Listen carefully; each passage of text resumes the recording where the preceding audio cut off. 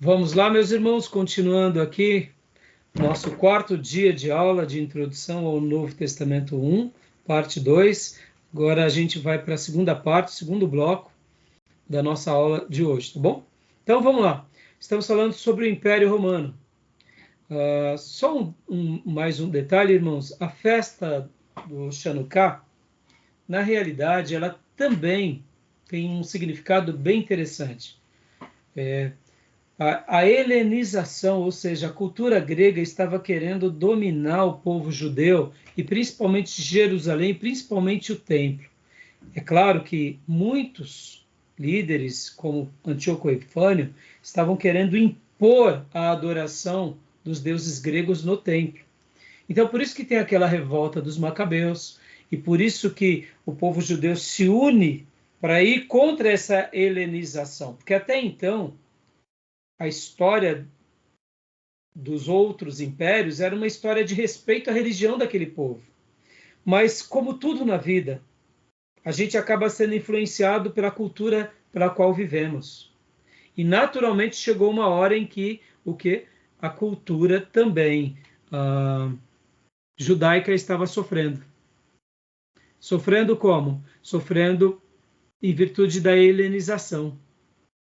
E é por essa razão que para os judeus essa guerra e essa revolta e essa libertação é tão significativa, e por isso que essas luzes têm tanto significado. Só um dado a mais que eu acabei não dizendo da aula passada, tá bom? Continuando aqui os nossos slides, irmãos, agora a gente vai chegar aqui nos imperadores, ou seja, na organização da República Romana. E aqui vem a organização da República. Aqui é o primeiro triunvirato, que é Pompeu, Júlio César e Crasso. É interessante, irmãos, que todos esses grandes líderes romanos, eles também eram homens de guerra, homens de uma habilidade estratégica extraordinária, né? Então, a gente vai ler um pouco a história deles agora. Pompeu o Grande. Leia para nós, Maísa, por gentileza. Em 67 a.C., foi nomeado comandante de uma frota naval destinada a combater a pirataria no mar Mediterrâneo. A rapidez e sucesso desta guerra dos piratas fez com que ele não regressasse a Roma no final dessa campanha naval. Investido do poder do Imperium, até 61 a.C., conseguiu as seguintes conquistas. Derrotou Mitríades, o ponto passou a ser província romana. Derrotou Tigranes, rei da Armênia. Derrotou Antíoco. 13, a Síria passou a ser província romana. Assumiu o controle de Jerusalém. Suas conquistas renderam cerca de 20.000 talentos de ouro em saque, números oferecidos por Plutarco, e 2 novas províncias diretamente governadas pelo Senado romano. Joia. Então aqui é um breve relato de Pompeu, o Grande. Olha só, percebam que ele está à frente de tudo isso. Irmãos, olha que interessante, né? Hoje nós, quando pensamos num grande líder dos nossos dias, a capacidade intelectual é tudo. Quando a gente pensa, por exemplo, no Steve Jobs, Bill Gates, quando nós pensamos aqui nos nossos grandes executivos brasileiros, ou mesmo pessoas que são protagonistas na política, no mundo empresarial, por exemplo, né, um homem muito considerado aqui nos nossos dias, que agora tem sido muito criticado em virtude do problema que surgiu nas Americanas, Jorge Paulo Lemann, Beto Sicupira, podem ver que são executivos que para nós a capacidade cognitiva é tudo. Mas na antiguidade, e não muito distante, viu, meus irmãos, os líderes eles tinham que ser bons guerreiros também. Os soldados valentes. Iam para o campo de batalha e eles tinham que saber se defender muito bem, porque senão eles comprometiam toda a sua vida, né? Então, percebam que aqui, sempre na história mundial, esses reis, eles não eram só cérebros que pensavam, esses grandes generais, eles eram atuantes também de uma forma direta e indireta. E aqui fica até uma coisa interessante, né? Eu sei que nós somos mensageiros da paz, somos homens que não queremos guerrear, que não gostamos disso, mas fica uma crítica para nós. Qual é a crítica? Nós muitas vezes não cuidamos muito bem do nosso corpo como deveria, pelo menos o mínimo. Uma saúde adequada, né? A gente nota isso, que cuidando do espírito tá bom. A alma está capengando, ou seja, as emoções, e o corpo está largado. Eu diria que na premissa bíblica, somos templos do Espírito Santo, viu, irmãos? O corpo, a alma, ou seja, os sentimentos e o espírito, todos têm que estar em harmonia. Eu vou trabalhar bem essa questão em teologia pastoral e principalmente em psicologia pastoral. A gente acaba desconsiderando isso. Podem ver, aqui não estou querendo, não é porque eu emagreci, me entendam. Eu, né, não sei se a Maísa vai se lembrar de mim, mas eu era bem, né, bem fortinho, bem porpeta, né?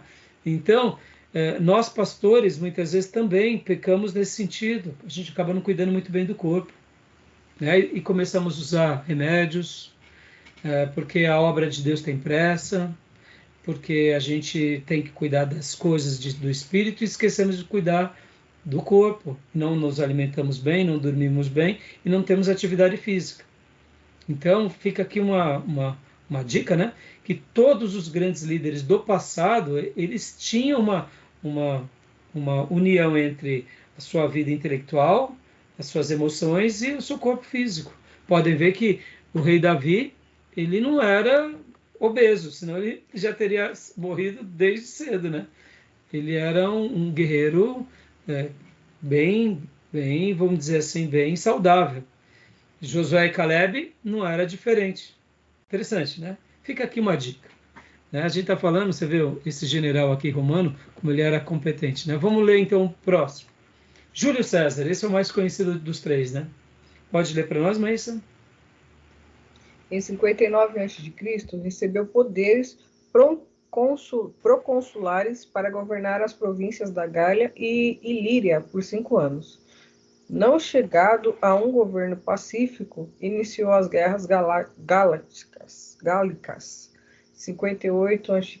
a 49 a.C., onde conquistou a Gália, partes da Germânia e incursões às Ilhas Britânicas. A campanha resultou em 800 cidades capturadas, 300 tribos submetidas, 1 milhão de gauleses reduzidos à escravatura e outros 3 milhões mortos nos campos de batalha. Plutarco. Dá uma pausa aqui, por gentileza, irmã. Olha só, irmãos, a competência, aqui, me entenda, eu não estou fazendo um elogio à guerra, tá? Eu estou querendo dizer o seguinte, naqueles dias, olha a competência que esses três homens tinham na habilidade de guerrear.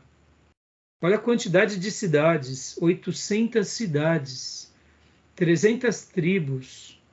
Ou seja, é claro que diante de tudo isso, muitas mortes, muitas atrocidades, mas por isso que a história olha para eles com respeito, porque eles não foram simplesmente qualquer um, né?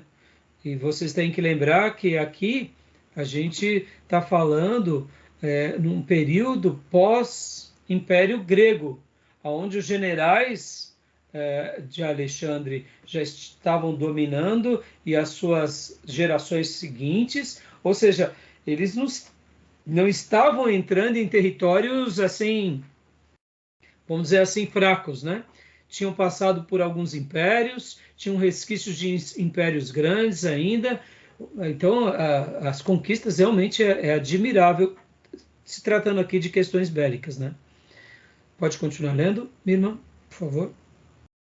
Em 50 a.C., o Senado, liderado por Catão e Pompeu, ordenou o regresso de César a Roma e desmoralizou de suas legiões. César recusou obedecer e atravessou o rio Rubicão, a 10 de janeiro de 49 a.C., dizendo, segundo a lenda, a leia jacta est, a sorte está lançada. Opa, aqui a gente já vê, ó, mais uma vez, irmãos, ó. Grande Agora fala eles vão lutar. Oi, Júnior? Essa foi a grande fala de César, quando ele se sentiu ameaçado e foi enfrentar todo o Senado, toda a armação de Pompeu. Ele vi e venci. Você acompanhar a história, tem um documentário sobre o César, aconselho até os irmãos dar uma olhada, vou indicar. É excelente. Coloque no grupo depois, Júnior, para nós. Muito bom. Né? Esse documentário está onde? Ele está na Netflix. Ótimo. Ou porque no YouTube também. Muito bom. Depois coloque para nós os links. Então, Júnior, quer comentar mais alguma coisa? Não, é só que onde ele ficou muito tempo, né, nas incursões, e ele venceu a Gália, que é a antiga França, foi até a Germânia, a Alemanha, chegou a quase o Reino Unido. E ele venceu com um número bem inexpressivo diante de grandes exércitos. Estratégia fantástica. Você vê que, como o Júnior acabou de dizer, Pompeu, juntamente com o Senado, queria o regresso dele, mais ou menos o seguinte: voltem e fiquem quietinhos aí. Mas ele falou: opa, peraí. E o meu pedaço do quinhão? Como tudo, irmãos, a história se repete. As pessoas, elas querem o poder, elas querem ser poderosos, e quando elas alcançam o poder, para elas voltarem atrás, é muito difícil. Podem ver isso na política. O mundo vai sendo reescrito, irmãos. Eu costumo dizer que hoje nós somos uma república, mas nós vivemos quase que na mesma dimensão de uma monarquia.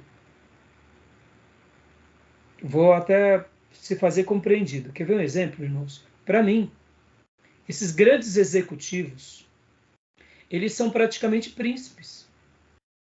Os grandes políticos e famílias políticas, que nós temos eles como, né, como os donos do Nordeste, são praticamente príncipes. Pode ver que as famílias deles e as dinastias dele ocupam um território que é praticamente impenetrável. Quando a gente começa a olhar o que é uma grande empresa no nosso país, vamos pegar aqui, que nem eu, né, eu acompanho muito a engenhosidade do Rubens Ometo, que é o dono da Cosan, dono da Raizen. Meu irmão, esse homem é um Horus vivo, contemporâneo. É absurdo. Quando a gente pega, por exemplo, a Petrobras, que é uma empresa de energia, e aí a gente pega a Cosan, que é uma holding, que é de energia, ela é mais ou menos, irmãos, como se fosse um terço da Petrobras. Está no controle de uma pessoa. Claro, é um grupo. Mas olha o poder que tem na mão de uma pessoa como essa. É fora do comum. Quando a gente pega uma família batista da JBS, o frigorífico, que vocês... Não, o poder que eles têm na área financeira, na área agrícola, na área pecuária, e agora entrando para a área de celulose, vocês não têm noção. É uma coisa assim absurda. Quando a gente pega uma família, que é a família dona do Itaú ou do Bradesco, são príncipes, irmãos.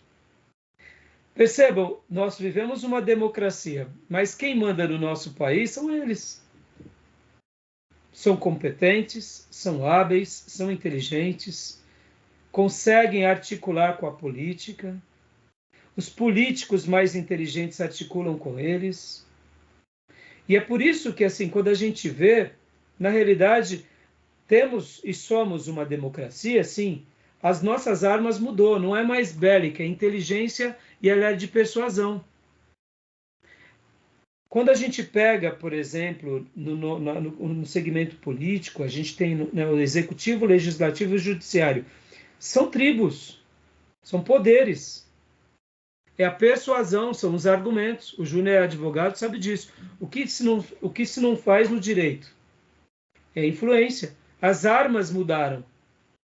Não se usa mais espada, não se usa mais flecha, não se usa catapulta, mas as estratégias elas são são de outras formas. Os conchavos são de outras formas. É interessante quando a gente olha a história do ser humano nessa premissa, porque indiferente se ali é monarquia, se é parlamentarismo, se é presidencialismo, há uma articulação muito parecida, onde os poderosos vão querendo dominar mais, vão querendo conquistar mais, e a história se repete, né? E aqui a gente tem que tomar o cuidado para não fazer a mesma coisa em nome de Deus, né? Porque de repente a gente começa a guerrear entre... Pode ver, irmãos, até mesmo entre as igrejas há uma certa guerra. Quem domina mais? Essa área é minha. Entendeu? É a história do ser humano. E aqui para eu pontuar aqui o meu devaneio, desculpem, tá?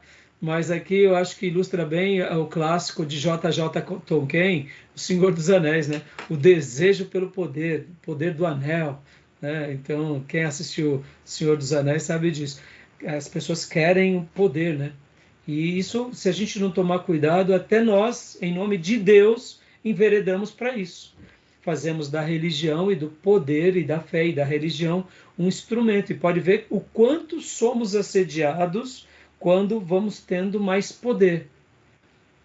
Vejam o que acontece, inclusive, com a Assembleia de Deus. Hoje, a Assembleia de Deus, nas últimas décadas, principalmente o Ministério do Brás, que está ligado ao Rio de Janeiro, de Madureira, sofre muito assédio político.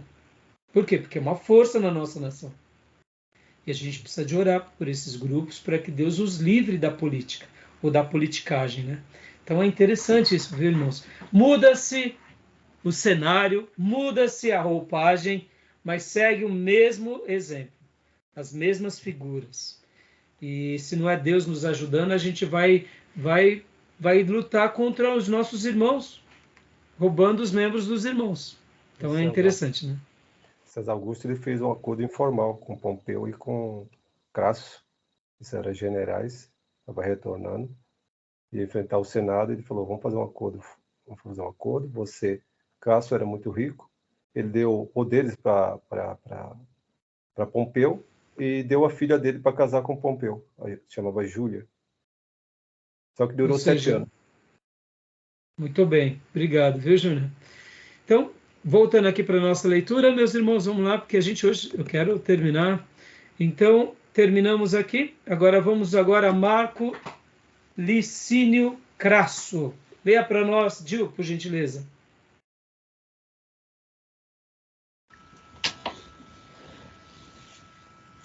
Comandou a vitória decisiva de Lúcio Cornélio Sulla na Batalha da Porta Colina e esmagou a revolta dos escravos liderados por Espartaco.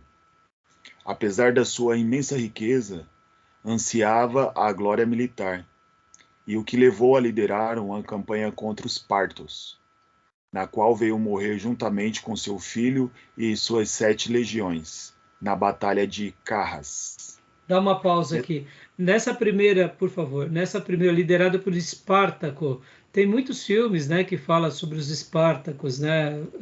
Interessante, né, irmãos? São fatos universais e história mundial que é bem interessante. Pode continuar lendo para nós, por gentileza? Ok. Nesta batalha, cometeu uma série de falhas grosseiras. Confiou demais na superioridade numérica de suas tropas, abandonou as tradicionais táticas militares romanas na ânsia de chegar logo ao inimigo. Atacou cortando caminho por um vale estreito, de pouca visibilidade. As saídas do vale então foram ocupadas pelos partos e o exército romano foi dizimado. A cabeça e a mão direita de Crasso foram levadas ao rei parto, Orodes II. Agora eu quero que o Júnior, por gentileza, obrigado, Gil, comente um pouco sobre as táticas militares romanas, Júnior. Porque depois eu quero falar um pouco aqui sobre esse vale estreito. Você vê, ele possivelmente, irmãos, eu não sou conhecedor a fundo disso, quando ele fala que cometeu uma série de falhas grosseiras, eu pressuponho que é aquela questão da segurança, o excesso de segurança. nós somos muito bons, somos muito temidos, ninguém vence a nós, então podemos até dar um viés de abuso, pronto. Então, você pode ver que ele abandona as tradicionais táticas militares romanas. E ele entra por vales estreitos. E aqui eu quero falar de Sun Tzu logo depois do Júnior. Júnior, comenta um pouco para nós do que você aprendeu sobre essas táticas romanas. Os romanos tinham uma tática que era a seguinte, César usou muito, né? Ele deixava o inimigo chegar e parecia que ele deixava um número muito pequeno. E em lugar distante tinha uma outra frente. E assim quando o inimigo parecia que chegava, rendeu e já estava ganhando, ele já tinha uma outra frente que aparecia e dominava, sempre por trás, sempre distante. Ele apresentava que tinha um número reduzido, mas ele tinha outros combatentes em várias frentes para chegar por trás e pegava sempre desprevenido. Tem uma luta de César nesse documentário que, olha, ele havia vencido vários povos, ele enfrentou uns povos gigantes próximos na França e estava praticamente derrotado. E o inimigo falou: agora não tem mais jeito. Ele fez uma espécie de como fosse um ginásio, um campo de futebol, levantou as estacas em todo ao redor. O inimigo entrou e ele fez outra por fora e pegou eles tudo lá dentro. Uma coisa incrível. Joia. Obrigado, Júnior.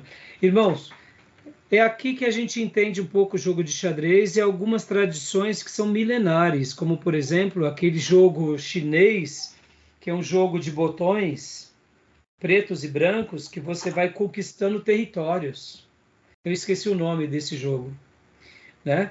A gente não tem noção de como, na antiguidade, essa mentalidade ela era muito importante para um fazendeiro, ela era muito importante para uma tribo, para uma nação. E aqui o que eu disse que eu ia falar de Sun Tzu, né? Já os chineses, com o grande general Sun Tzu, ele falava muito sobre para avaliarmos o terreno. Nós não poderíamos combater contra outro inimigo sem avaliar o terreno. E dentro da avaliação do terreno, jamais passar por um vale. Por quê? Porque muitas vezes, se o grupo do inimigo era menor, mas eles estavam acima do vale, eles fechavam os lados e eles só iam jogando pedra e flecha. Não precisava fazer mais nada. César usava essa estratégia também. Então, é muito interessante, por exemplo, quando, por exemplo, Sun Tzu fala, por exemplo, avaliem o terreno. É um campo onde tem muitas águas, então não ataca, porque os seus soldados não vão conseguir fugir, vão conseguir recuar. Então, aquela ideia que nos filmes antigos nós vemos com as bandeiras, os tambores, tudo isso era uma linguagem de guerra. Na hora que se hasteava uma certa bandeira, era um certo pelotão. O tambor era uma outra coisa. Isso foi até utilizado mais recentemente até por Napoleão Bonaparte, irmãos. Conta uma história que nas conquistas napoleônicas, numa certa batalha, Napoleão se viu enfrentando certo perigo e disse para o corneteiro dele tocar a corneta para recuar. Só que o corneteiro, quando tocou, ele tocou, mas o povo não entendeu, principalmente os soldados. Por quê? Porque os soldados sempre ouviam o som de atacar.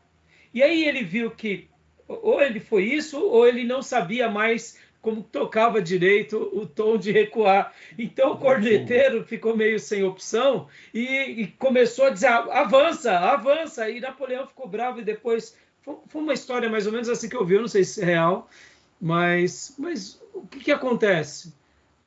Eles não estão entendendo, então já que eles não estão entendendo, então toque de avançar.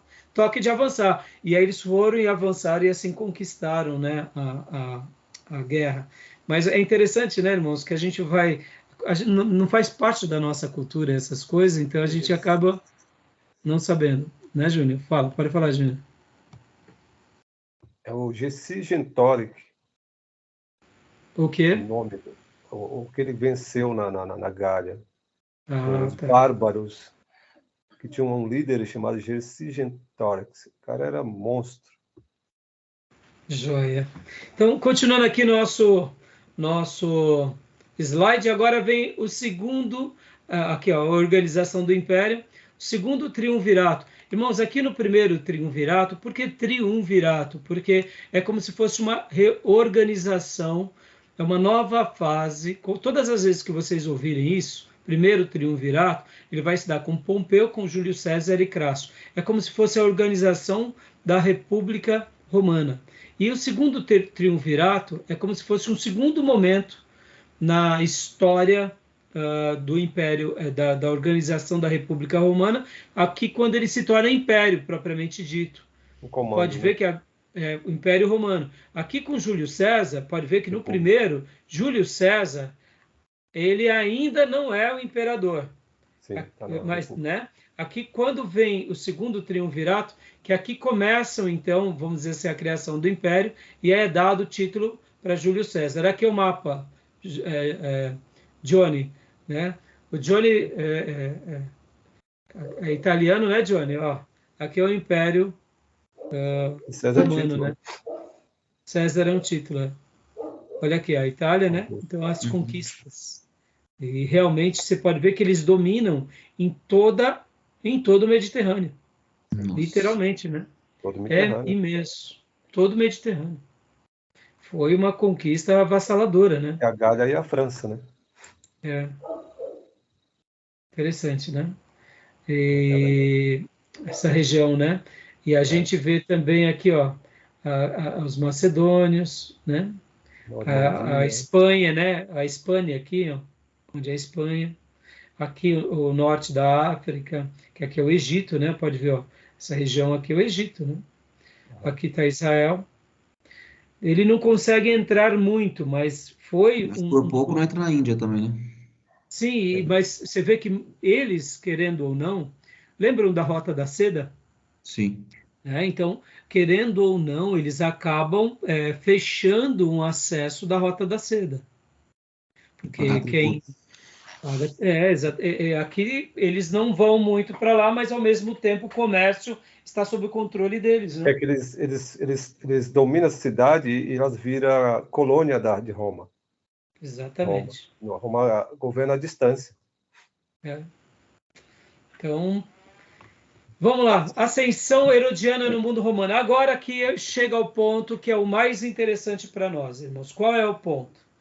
Porque essa história romana é importante? Porque aqui, lembra lá nos nossos slides anteriores? Nos slides anteriores, quando nós pegamos um pouco aqui a questão da divisão do Império de Alexandre, né, com os Seleucidas, com os Ptolomeus, com Antíoco, com a revolta dos Macabeus, quando a gente pega aquele gráfico, que é esse gráfico aqui, deixa eu ver se eu acho ele agora.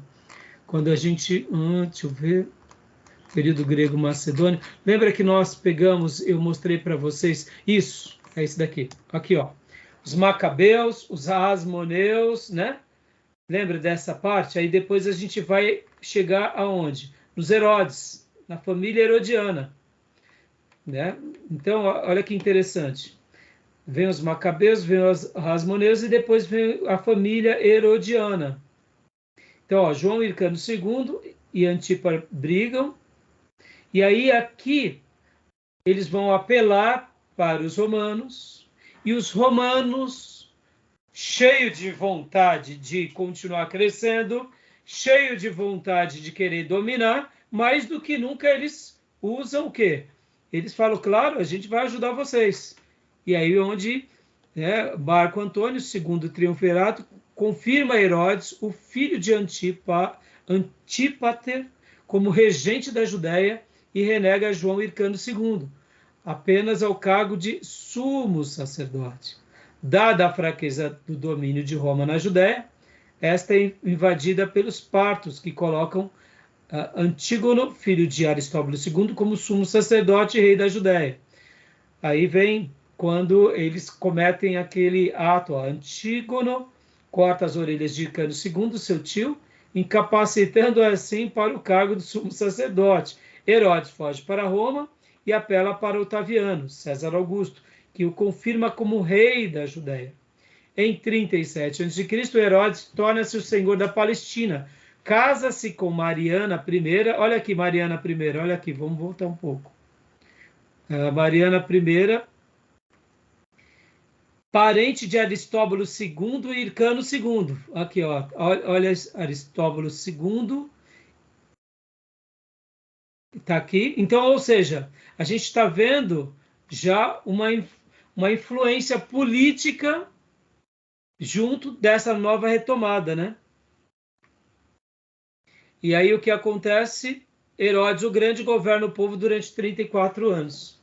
Então aqui vai vir um pouco da história herodiana agora. Agora a gente começa para a história herodiana e é legal a gente marcar um pouco, ler com atenção, ver o que os livros textos falam, porque o Novo Testamento vai falar muito sobre essa família. Essa família ela vai ser muito forte, vai ser muito contundente. Podem ver que ela mata as crianças quando os 3 magos vão adorar o rei dos judeus. Depois,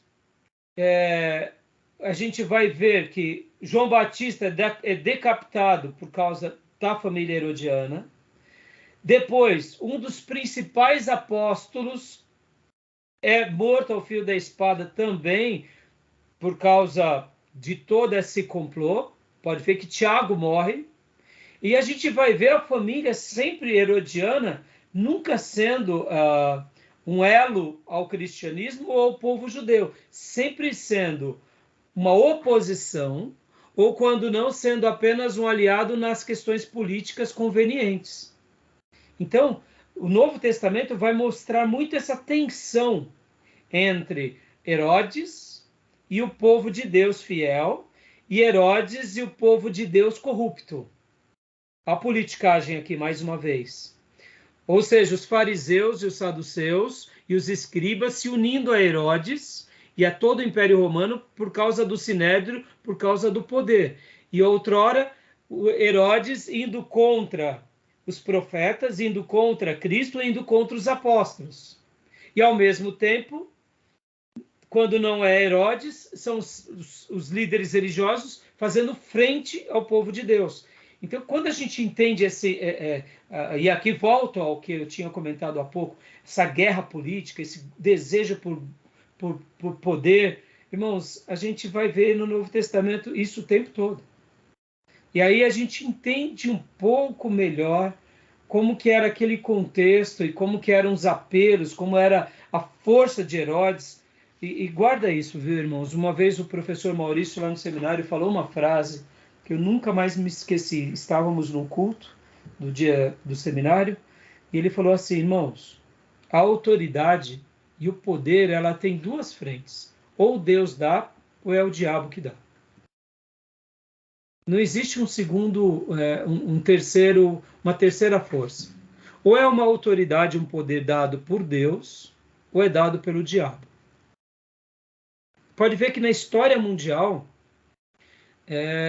quem recebe uma autoridade, um poder sobre as nações, tem uma dessas 2 frentes. Claro que Deus está sobre tudo e todos, isso é questão absoluta, mas muitas vezes as nações elas se inclinam a algo mal, a algo maligno. Vamos pegar, por exemplo, aqui o que eu falei há pouco sobre o Império, a Segunda Guerra Mundial, sobre os alemães e Hitler. Irmãos, quando a gente começa a ver a história do arianismo, ela começa com fundo religioso. Não sei se vocês já viram isso. Os arianos, eles são religiosos na sua primeira formação.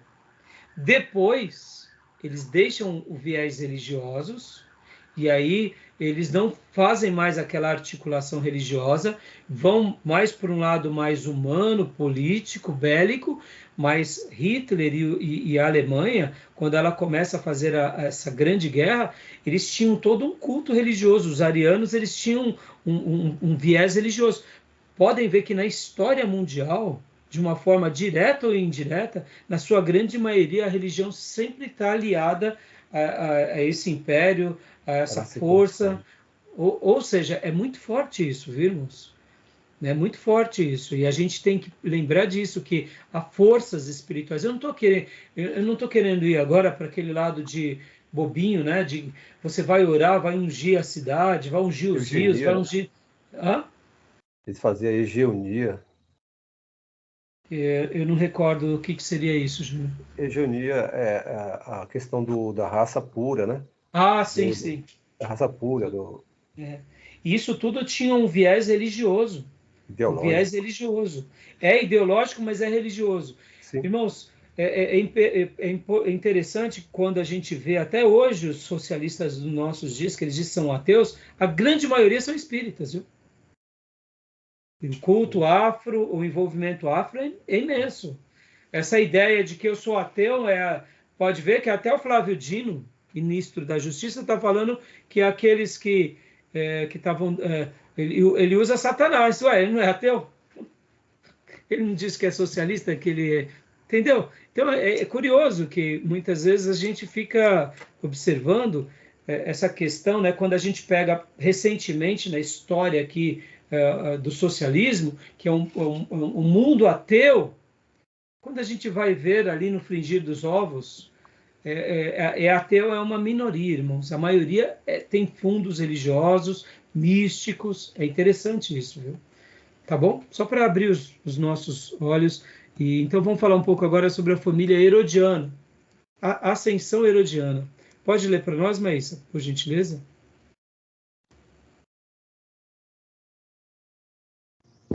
João Hircano II Ah, não, desculpa. Eu peguei o slide errado, desculpa. Eu acabei mudando e não voltei para o Antigo, né? antigo. É aqui. Seria esse. Será que vai dar para ver aqui? No tela cheia vai ficar pequeno. Dá para ler ou não? Dá. Aristóbulo II e João Hircano II, herdeiros do trono asmoneu, entram em disputa sucessória. Aristóbulo II vence João Hircano II e é declarado rei. João Hircano II faz aliança com o rei Aretas, Nabateia e Antípater, Idumeia, e cerca Jerusalém, confinando Aristóbulo II e seu exército. Aristóbulo e João Hircano apelam para Roma, Pompeu. Pompeu decidiu por Hircano II e manda Aristóbulo como prisioneiro para Roma. Os judeus, que não queriam ter um rei imposto por Roma, se revoltaram. Pompeu invade Jerusalém e coloca Hircano II como etnarca e Antípater como procônsul da Judéia. João Hircano II e Antípater brigam. Antípater é envenenado. Em Roma, Júlio César prevalece contra Pompeu, 48 a.C., mas logo depois é assassinado no Senado Romano, 44 a.C. Marco Antônio, segundo triunvirato, confirma Herodes, o filho de Antípater, como regente da Judéia e relega João Hircano II ao cargo de sumo sacerdote. Dada a fraqueza de Roma na Judéia, esta é invadida pelos partos e colocam Antígono, filho de Aristóbulo II, como sumo sacerdote e rei da Judéia, 40 a 37 a.C. Antígono corta as orelhas de Hircano II, seu tio, incapacitando-o para o cargo de sumo sacerdote, conforme Levítico 21, 17 a 23. Herodes foge para Roma e apela para César Augusto, que o confirma rei da Judéia. Em 37 a.C., Herodes torna-se o senhor da Palestina. Casa-se com Mariana I, parente de Aristóbulo II e Hircano II, entrando definitivamente para a família asmoneia. Herodes o Grande governa o povo judeu durante 34 anos, 37 a 4 a.C. Joia. Como a gente tinha falado, né, e aqui vem as divisões do Império, a ascensão herodiana no mundo romano agora. Foi ao mesmo, né? Foi o mesmo. Foi. Aqui. Aí vem aqui a dinastia herodiana, irmãos. Herodes. E aí vem aqui as dinastias, né? Ó. São as esposas, né? E depois vem os filhos, que a gente vai ver bastante na história do Novo Testamento. Herodes Antípater, Herodes Felipe, primeiro, segundo, e olha que interessante, né? Essa daqui são a família, é a dinastia herodiana. Pode ver que aqui nesse período, Berenice, Drúxila, Salomé, já que é o Novo Testamento, esses nomes são mais familiares, né? Se não me falha a memória, foi essa daqui que pediu a cabeça de João Batista. Salomé. Pediu para, já que o Herodes não tinha coragem, essa aqui foi uma cilada bem significativa. Leia para nós, Pastor Johnny, aqui o texto. Joé, Herodes o Grande. Jesus nasceu na cidade de Belém, na região da Judéia, quando Herodes era o rei da terra de Israel. Nesse tempo, alguns homens que estudavam as estrelas vieram do Oriente e chegaram a Jerusalém. Eles perguntaram: onde está o menino que nasceu para ser o rei dos judeus? Nós vimos a estrela dele no Oriente e viemos adorá-lo. Quando o rei Herodes soube disso, ficou muito preocupado e todo o povo de Jerusalém também ficou. Mateus 2, do verso 1 ao 3. Os judeus não reconheciam Herodes como um rei por causa dessa mistura que ele tinha. E quando a gente pega a linhagem de Herodes, você vê que ele não era um judeu, principalmente da tribo de Judá. Ele era, ele tinha parentescos, ele tinha elos com os judeus. Hã? Ele era Idumeu. Edomeu, exatamente. Ele fazia parte de Edom. Então, Sim. o que acontece? Ele não era reconhecido, ele era o rei político. Agora, imagina a revolta dele ao ver essa comitiva vindo buscar o rei dos judeus. Então, irmãos, imagina, como eu disse para vocês, essa situação de guerra, de tomada de poder, de repente Herodes agora governando a mando de Roma, vem então um grupo procurando o rei dos judeus. Então é bem interessante essa situação, né? Então vamos continuar nossa leitura aqui. Aqui contando um pouco, né, dessa família. Pode ler para nós, Pastor Johnny? Herodes Filipe I. Pois Herodes tinha mandado prender João, amarrar as suas mãos e jogá-lo na cadeia. Ele havia feito isso por causa de Herodias, esposa de seu irmão Filipe. Mateus 14, 3. Pois tinha sido Herodes mesmo quem havia mandado prender João, amarrar as suas mãos e jogá-lo na cadeia. Ele havia feito isso por causa de Herodias, com quem havia casado, embora ela fosse esposa do seu irmão Filipe. Marcos 6,17. Mas falou contra o governador Herodes porque ele havia casado com Herodias, a esposa do irmão do próprio Herodes, e também porque ele tinha feito muitas outras coisas más. Então Herodes fez uma coisa ainda pior, mandou pôr Jesus na cadeia. Lucas 3,19. João na cadeia. João na cadeia. Agora, olha que interessante, irmãos. Deixa eu fazer só eu gosto, né? Não tem como fazer um momento aqui pastoral e teológico. João Batista, em tese, ele foi preso simplesmente porque ele fez uma declaração política e religiosa, é claro. Se ele não tivesse feito isso, ele estaria talvez vivo. E aí? Tem muito João Batista hoje em dia? Quem que enfrenta, né? Quem que enfrenta, entendeu? Exato. Só um detalhe, esse Herodes aí é o Antipa, né? Porque o Herodes o Grande já tinha morrido. Sim, agora qual é, eu não me recordo, a gente tem que voltar para cá. Eu acho que é o Antipas. Eu acho que é esse daqui, ó. É o Antipa, porque o Herodes o Grande morre. Já tinha morrido, exatamente. Ele foi cruel, foi o pior. Exatamente. Matança de todo parentado se mataram aí, né? Pelo poder. Exatamente. Então, irmãos, eu não estou falando aqui, irmãos, que nós vamos dizer assim, né? Presta atenção, ele não era um judeu puro, mas ele era um rei que ele se autodeclarava judeu. Ele dizia ser seguidor do Deus de Israel. Logo, se ele não fosse um seguidor do Deus de Israel, possivelmente João Batista não teria falado contra ele. Nós vemos, por exemplo, João Batista pregando, preparando o caminho do arrependimento para o povo de Deus. Ele dizia que era povo de Deus, mas ele era político. Então João Batista fez o quê? Você diz que é de Deus, então por que você está fazendo uma coisa errada? É nisso, irmãos, que a gente vê, né, esse enfrentamento. Hoje a gente tem um enfrentamento quando é conveniente, né?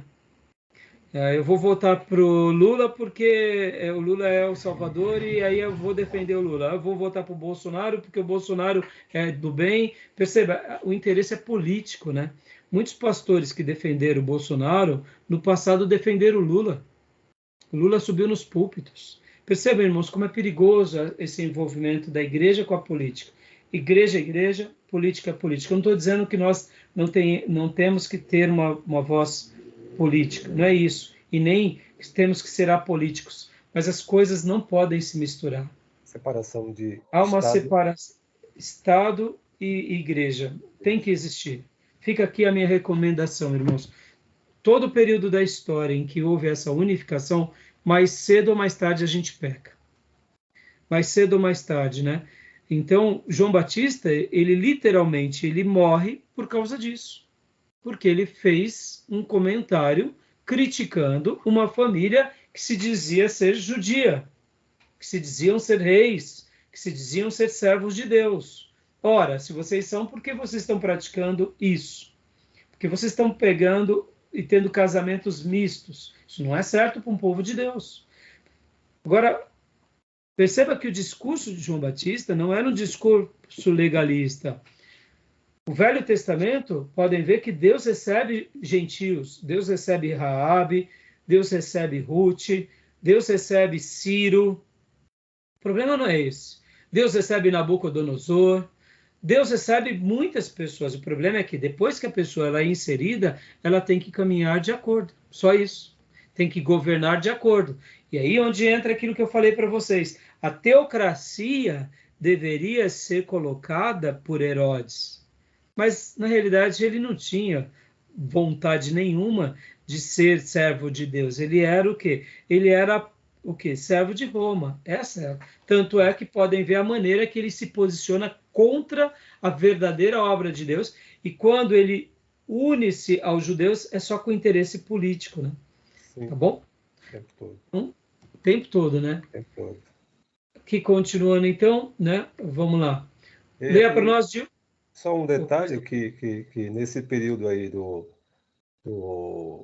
Macabeu, Herodiano, esse período todo aí, desse pessoal que misturava, né, os idumeus, ele parece muitas vezes uma ala da igreja evangélica que se mistura hoje com a bancada evangélica, que é tudo sim. Poder e relações políticas, meramente conveniência. Você entendeu? Sim, e deixa eu até fazer um comentário aqui, irmãos. Assim, me entendam, tá? Se uma pessoa ela quer se enveredar para a área política, ela tem que ser muito bem resolvida. É o que eu penso. Não sou contra um cristão se enveredar para a área política, mas eu sou contra ele de usar a igreja como um braço político. Sim. Então, até a igreja sobre essa questão política, ela tem que ser um pouco mais inteligente. Ela tem que aprender a debater, tem que aprender a saber. Por exemplo, irmãos, a gente tem que saber que política é a arte do bem comum, daquilo que é interessante para um grupo. Então, olha como é complicado. Vou fazer aqui um comentário bem apimentado. Nosso país, ele é laico, não tem uma religião oficial. Logo, nós não podemos impedir nenhuma religião. Nós não podemos ser contra e praticar algo contra as religiões. A nossa arma de persuasão é pela palavra, pelo amor, pelo exemplo e pela pregação. E jamais pela coação. E jamais pela agressão. Agora, se o Brasil um dia se tornasse um país de uma certa religião, aí é outra história. Aí a gente ia ter uma nova discussão. Por exemplo, a Inglaterra, a gente viu a nomeação do rei Charles III agora, lá eles são anglicanos. é a religião anglicana, que é a religião do rei e a religião da nação. Então, tudo segue essa premissa. Então, percebam como é complicada essa questão.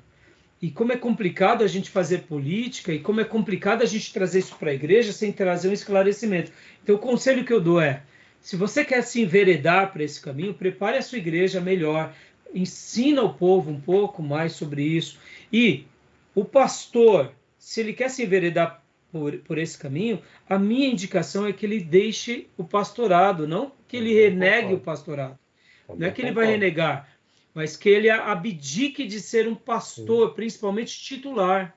Sim. Ou se ele for ainda um pastor, que ele seja reconhecido pela igreja, que agora ele vai estar servindo a administração pública. E que, como administrador público, ele vai precisar ter diálogos e acordos com grupos que vai ferir, muitas vezes, a compreensão de irmãos mais simples da igreja. Olha a complexidade. Então, uma pessoa, para ir para o caminho político, ele tem que ser muito maduro. E é muito complexo, viu, irmãos? É difícil, entendeu? Hein? É muito difícil, hein? É difícil. Acho que é difícil. Aqueles que foram para lá, já as coisas de Deus deixam de lado e se envolvem muito com a política. E a política partidária, se fosse a política pura, a política é a arte de administrar, é uma coisa. E todos nós vivemos na política, em casa, na igreja, a política não sai da nossa vida. É a arte de governar. Agora, a questão é a política partidária, os envolvimentos, os interesses, a politicagem. Não, e a corrupção, né, Júnior? Então, envolve tudo isso.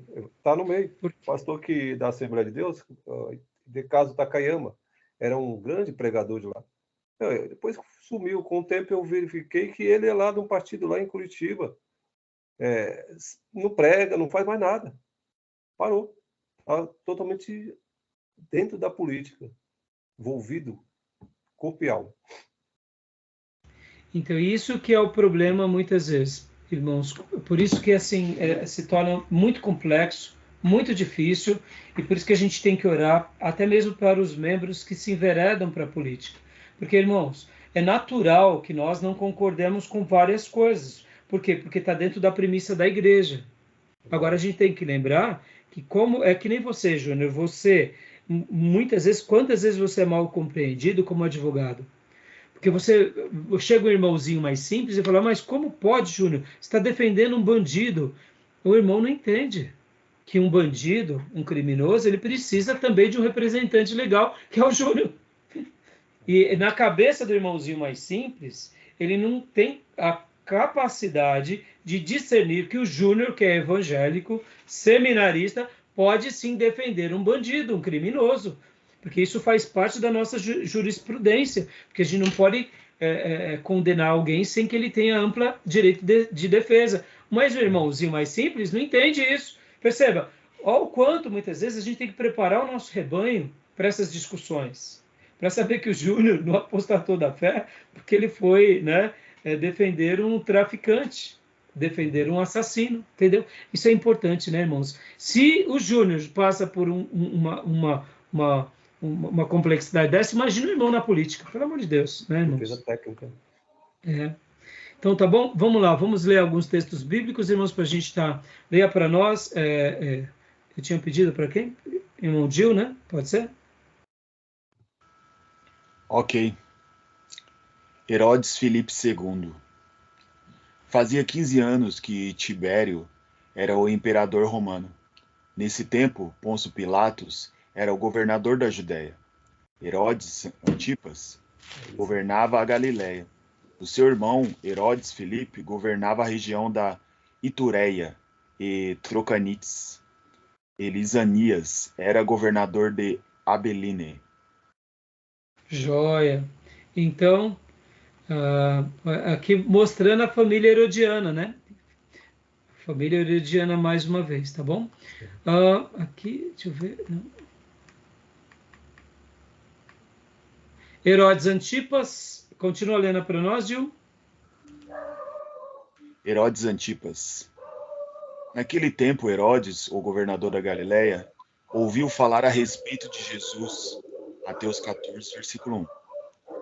O rei Herodes ouviu falar de tudo isso porque a fama de Jesus se havia espalhado por toda parte. Alguns diziam, esse homem é João Batista, que foi ressuscitado. Por isso esse homem tem poder para fazer milagres. Quando Herodes ouviu isso, disse: Ele é João Batista? Eu mandei cortar a cabeça dele. E agora ele foi ressuscitado, pois tinha sido Herodes mesmo quem havia mandado prender João, amarrar as suas mãos e julgá-lo na cadeia. Ele havia feito isso por causa de Herodias, com quem havia se casado, embora ela fosse esposa do seu irmão Filipe. Está em Marcos 6, 14, 16, 17. Confirmado aí. Antipas. Isso, exatamente, né? Joia, meus irmãos, vamos ver aqui, mas pode continuar lendo, Gil? Herodes, Aliás, pode ler, pode ler. pode ler? Pode. Herodes Arquelau. Mas, quando ficou sabendo que Arquelau, filho do rei Herodes, estava governando a Judéia, no lugar de seu pai, teve medo de ir morar lá. Depois de receber num sonho mais instruções, José foi para a região da Galiléia. Aqui mais uma vez. 22. Joia. Continuando aqui.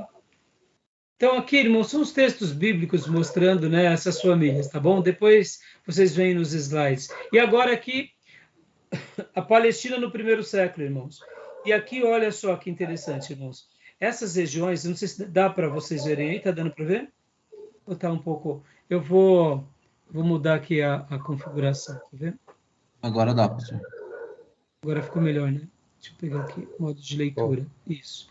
Ó, Bom. aqui mostrando um pouco nessa região, a região de Decápolis, ó, Decapolis, ó a influência grega, tá vendo? Exato. 10. Por isso, ó, Gerasa, ó os gerazenos, comedor de carne de porco, lembra? Porque a influência grega, irmãos. Essa influência grega quase chega aqui em Jerusalém. Por isso que tem as revoltas, por isso que tem, ó, Decápolis, olha que interessante aqui. Aqui, essas cidades, ó, pode ver onde está em amarelo aqui a Galileia, Nazaré, aqui também Pérea. Aqui embaixo você vê a tetrarca de Herodes Antipas. Por que tetrarca, irmãos? São 4 partes, né? Podem ver, ó, 1, 2, 3, e essas duas unem-se com a 4. Decápolis, 4 essa região. 4 regiões. Então, eram as famílias herodianas que governavam, né? É claro que aqui, no caso, essa parte em vermelho era o domínio de Pôncio Pilatos, que também fazia um outro papel político de Roma, né? Então, é interessante aqui esse mapa Palestina do primeiro século. Tá bom, meus irmãos? Então, aqui agora vai vir essas nomenclaturas. Eu vou parar agora a gravação, irmãos, que já deu o horário. E vamos abrir a última gravação, tá bom? Ok. Tudo bem? Alguma pergunta até então? Tranquilo. Tranquilo? Só um minutinho, então eu vou parar a gravação e já volto.